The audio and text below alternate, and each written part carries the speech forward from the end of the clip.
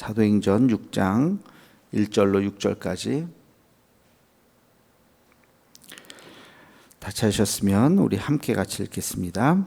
그때에 제자가 더 많아졌는데 헬라파 유대인들이 자기의 과부들이 매일의 구제에 빠짐으로 히브리파 사람을 원망하니 12사도가 모든 제자를 불러 이르되 우리가 하나님의 말씀을 제쳐놓고 접대를 일삼는 것이 마땅하지 아니하니 형제들아 너희 가운데서 성령과 지혜가 충만하여 칭찬받는 사람 7을 택하라. 우리가 이 일을 그들에게 맡기고 우리는 오로지 기도하는 일과 말씀 사역에 힘쓰리라 하니 온 무리가 이 말을 기뻐하여 믿음과 성령이 충만한 사람 스데반과 또 빌립과 브로고로와 니가노르와 디몬과 바메나와 유대교에 입교했던 안디옥 사람 니골라를 택하여 사도들 앞에 세우니 사도들이 기도하고 그들에게 안수하니라. 아멘. 오늘 말씀은 예루살렘 교회에서 일어났던 최초의 갈등의 상황입니다. 교회라고 하는 것은 언제나 갈등이 있을 수밖에 없죠. 많은 사람들이 모여 있고 또 어떤 이제 하나의 의견을 결론을 내야 되는 상황이기 때문에 또 각자의 의견을 이야기하다 보면 네 말이 맞다 내 말이 맞다 그런 또 의견 충돌이 있고 갈등이 있을 수가 있습니다. 문제는 그 갈등의 과정을 통해서 어떻게 잘 서로 상처받지 않고 하나의 결론을 잘 도출해 내느냐, 그 문제를 원망과 시비 없이 잘 결론을 끌어내느냐 하는 게 중요한 거고, 그 과정 속에서 또 서로 성숙함이 있는 것이죠. 성숙하지 못하면 그 갈등 속에서 싸우고 깨지고 미워하고 흩어지고 뭐 그런 일들이 있겠죠. 그러나 성숙하다면 그런 갈등을 통해서 그 공동체에 더 하나가 될 수 있는 또 그런 은혜가 있을 겁니다. 이 초대교회의 그 어려운 문제의 구체적인 문제는 뭐냐면 사람들을 돕는 문제였어요. 매일 구제, 그러니까 구제 뭐 쌀이나 구제 음식 또는 구제 금 이런 것이 아니면 살아갈 수 없는 사람들, 그런 사람들을 이제 교회가 돕는 거죠. 그런 돕는데 모두를 다 도울 수는 없으니까 선별을 하게 되잖아요. 근데 그런 선별하는 과정 속에서 이제 갈등이 생기게 되는 겁니다. 누구를 도와야 되느냐, 똑같이 도와야 되느냐, 차등해서 도와야 되느냐, 뭐 여러 가지 이제 의견도 있고 또 문제가 있을 수도 있죠. 저쪽은 가족이 많으니까 좀 더 도와야 된다. 그러다 보면 한도 끝도 없다. 다 똑같이 일괄적으로 똑같이 10,000원씩 줘야 된다. 아니다. 저쪽은 부양가족이 많으니까 20,000원 주자, 30,000원 주자. 뭐 다양한 의견들이 있을 수도 있겠죠.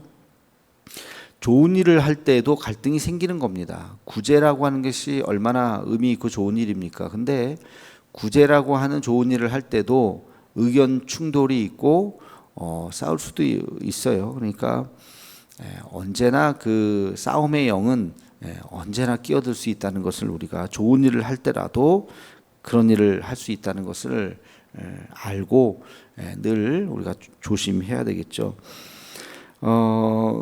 그 구체적인 문제는 뭐냐면, 그 당시에 예루살렘 교회 안에 이제 크게 정통 그 유대인들이 있었고 이방 지역에서 온 헬라파 유대인들이 있었습니다. 그러니까 크리스찬들 안에서도 정통 유대인들이 있었고, 우리로 치면은 뭐 다문화 또는 아예 이제 외국인들 뭐 이런, 아니면 이제 뭐 하여튼 그런 우리나라에 살고 있지만 다른 문화를 갖고 있었던, 근데 그 주류는 이제 히브리파라고 하는 그 토박이들이죠. 토박이들이 이제 주류였고, 외부에서 이제 살다가 온 사람들은 마이너리티가 되었던 것이죠. 그러니까 일종의 텃세 같은 게 이제 좀 작용을 했던 것 같아요. 그러다 보니까 어떤 사람들 눈에는 이게 공평하지 못하게 보이고 똑같이 줘야 된다, 저들을 차등하면 안 된다, 이제 이런 문제가 있죠. 구제라고 하는 것은 항상 그렇습니다. 주는 입장에서는 공평하게 주는 것 같은데 받는 입장에서는 공평하지가 않게 늘 느껴집니다. 거기에서 갈등이 있고 다툼이 있고 그럴 수가 있는 것입니다.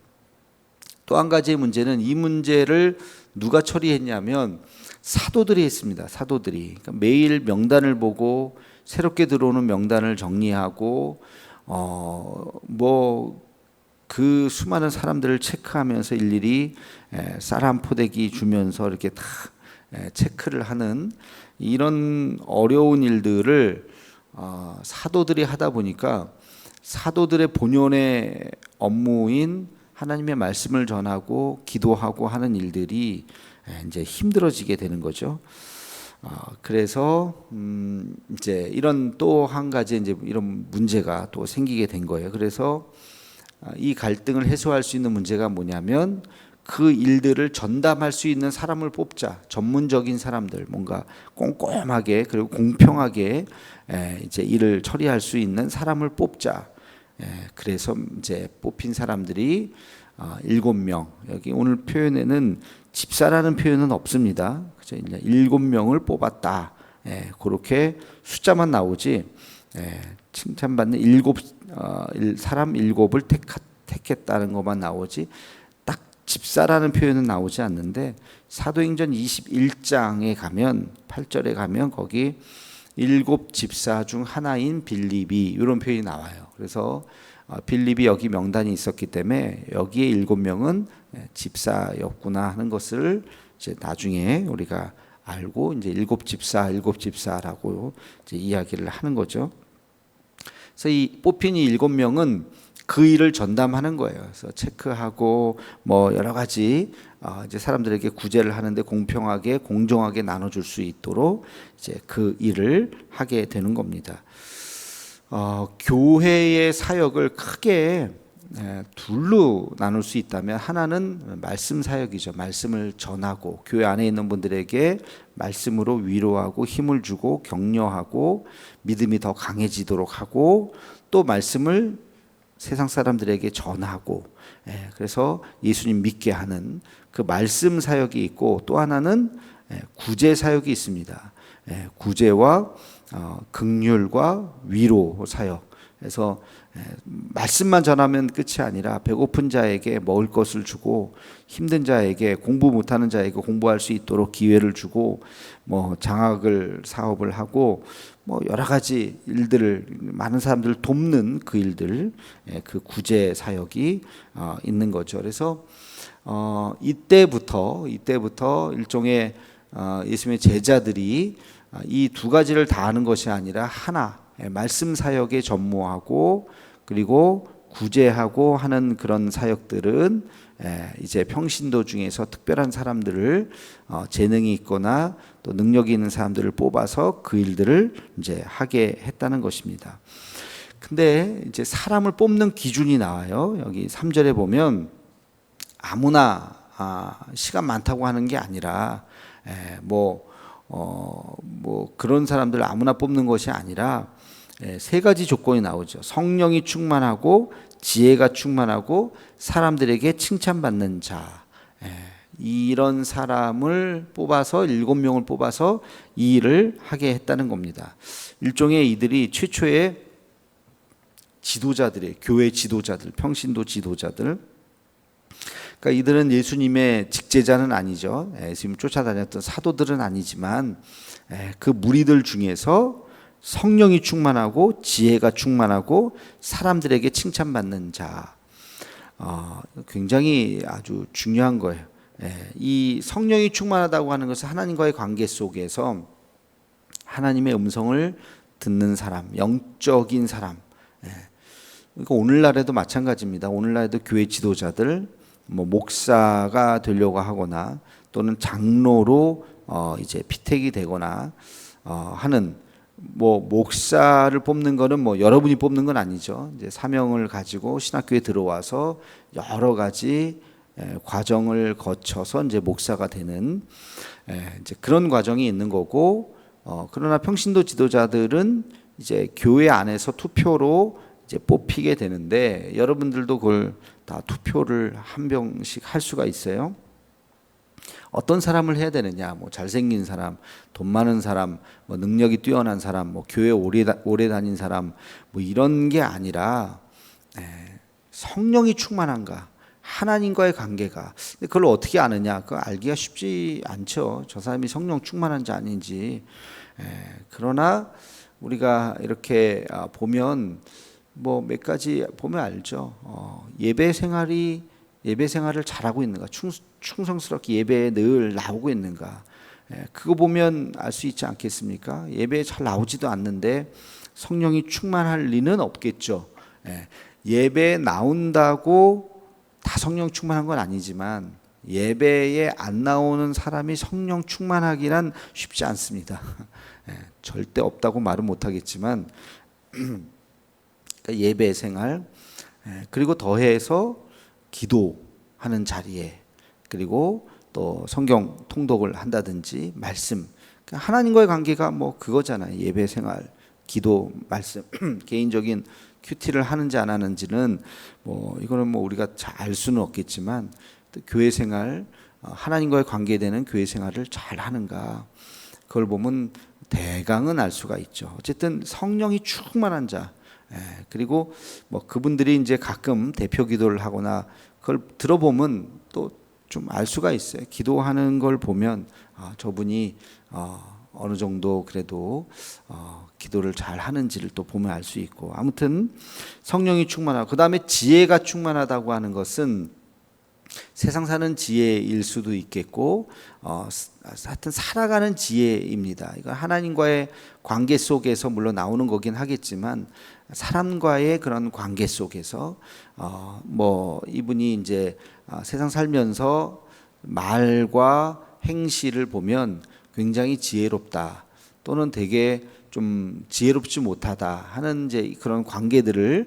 우리가 이제 보면은 알 수가 있죠. 어떤 직업을 가졌든지 간에 그 직업에서 이분이 잘 하고 있는가, 사회생활들을 잘 하고 있는가, 이제 그런 것들을 볼 수가 있고, 세 번째는 사람들에게 칭찬받는 사람. 그러니까 이 지혜가 충만하다는 것은 내면과 관련이 있다면, 첫 번째 성령과 충만한 것은 하나님과의 관계요, 지혜가 충만하다고 하는 것은 자기의 이제 내면, 지성과 관련이 있는 거라면, 사람에게 칭찬받는 자라고 하는 것은 관계성을 얘기하는 거죠. 사람과의 관계성 속에서 대인관계가 원만한가, 부딪히거나 독불장군이거나 자기 주장만 고집 피우거나 뭐 하여튼 그렇지 않고 늘 같이 지내보면 알잖아요. 저분 참 좋은 사람이야. 저분은 참 따뜻해. 같이 일하고 싶어. 늘 같이 함께 뭔가를 하고 싶어 하는 사람인지, 아우 저 사람은 이렇게 같이 일하고 싶지 않다. 자기 고집이 이렇게 세다. 남의 의견을 무시한다. 그러면 안 된다는 거죠. 그래서 이게 일종의 이제 지도자의 자격이라고 하는 겁니다. 그래서 이거는 초대교회에서도 지금 오늘 말씀에도 있지만 그렇게 뽑았고, 오늘날에도 마찬가지예요. 오늘날에도 이 원리는 변하지 않습니다. 이 원리는 목사가 되려고 하는 사람이든 장로가 되려고 하는 교회 지도자, 하다못해 셀 리더가 되려고 하는 사람도 이렇게 갖춘 사람을 딱 하기는 쉽지는 않겠지만, 어쨌든 내가 셀 리더다 그러면 내가 이렇게 성령 충만해야지, 지혜가 충만해야지, 사람들에게 칭찬받아야지 라는 생각을 가지고 점점 더 그렇게 되도록 노력을 이제 해야 되는 거겠죠. 그래서 이 세 가지가 다 필요합니다. 하나님과의 관계 속에서.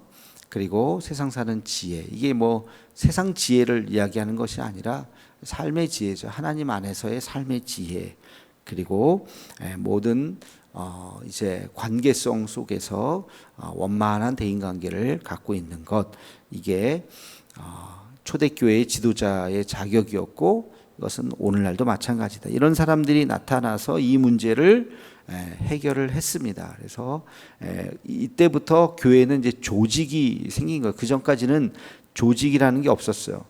근데 집사라고 하는 어떤 특별한 그러니까 오늘날의 집사 개념하고는 좀 다를 거야. 아마 거의 이제 이 정도 7명 정도면 수천 명 중에서 뽑은 사람이기 때문에 오늘날에는 뭐 한 장로급에 해당되는 사람일 수도 있을 것 같아요. 그러나 이 직분은 그 일을 맡아서 무슨 월급을 받거나 그러는 게 아니라 그 일을 책임감 있게 맡아서 어려운 일이죠. 원망과 시비가 없이 구제하는 일을 하려고 한다는 것은 그 일을 잘 했던 사람이다. 교회가 점점 이제 다양해지고 또 거대해지고 그러면서 이제는 구제 사역뿐만이 아니라 여러 가지 사역들이 이제 막 나뉘어지기 시작하죠. 그래서 거기에는 다 일꾼들이 필요한 거예요. 그래서 어떤 일꾼이든지 이 세 가지의 원칙, 성령이 충만하고 지혜가 충만하고 사람들에게 칭찬받는 사람, 그런 사람들이 교회의 지도자가 되면 그 교회는 당연히 잘 돌아가겠죠. 좋은 교회죠. 그러나 이런 자격이 되어 있지 않는 사람이 억지로 사람이 없어서 막 세우기 시작하면 그때부터는 이제 교회가 문제가 생기겠죠. 어떤 일을 처리하는데 자기가 막 혼자 결정하고 혼자 막 밀고 그러면 다른 사람들이 싫잖아요. 그러면 이제 싸우게 되고 아니면 무관심하게 되고, 에이, 당신은 혼자 하세요. 그러고 이제 그러다 보면 이제 교회가 시끄러워지고 어려워지는 거죠. 그래서 이런 분들을 우리가 앞으로도 또 우리도 일꾼을 계속 세워야 되잖아요. 또 권사님도 세우고 안수집사님도 세우고 또 장로님들도 세우고 그래야 될 텐데, 성경에 나오는 이 세 가지의 기준을 뭐 자기가 생각하는 기준이 조금씩 다를 수는 있겠지만 대원칙을 잊지 말고 성령이 충만한가, 하나님 안에 있는가, 은혜가 있는가, 그리고 지혜가 충만한가, 어떤 일들을 하는 데 있어서 그리고 사람에게 칭찬을 받는 사람인가, 그런 사람들이 우리 교회 일꾼이 되고 우리 한국교회가 이런 분들로 채워질 수 있는 은혜가 있기를 주님의 이름으로 축원합니다. 기도하겠습니다. 거룩하신 주님, 늘 공동체 안에는 문제가 있고 그 문제를 해결하는 것이 하늘의 지혜인 줄로 압니다. 초대교회에 일어났던 구제하는 문제를 해결하기 위해서 7명의 지혜로운 집사를 또 세우고 그들을 통해서 문제를 해결하는 모습을 보았습니다. 우리도 이런 지혜로운 사람들, 성령이 충만하고 지혜가 충만하고 사람들에게 칭찬을 받는 그러한 참된 지도자들을 뽑을 수 있게 하여 주옵시고, 또 이미 뽑힌 우리들이 그런 좋은 지도자들이 되어서 교회를 잘 섬기고 또 이끌고 나아가고, 그래서 정말 지도자들로 인해서 교회가 어려움을 당하지 않는 그런 교회들이 다 될 수 있도록 인도하여 주시옵소서. 앞으로 우리 교회가 일꾼을 뽑는다면 이런 분들을 뽑을 수 있도록 하나님께서 늘 함께하여 주시옵소서. 예수님의 이름으로 기도하옵나이다. 아멘.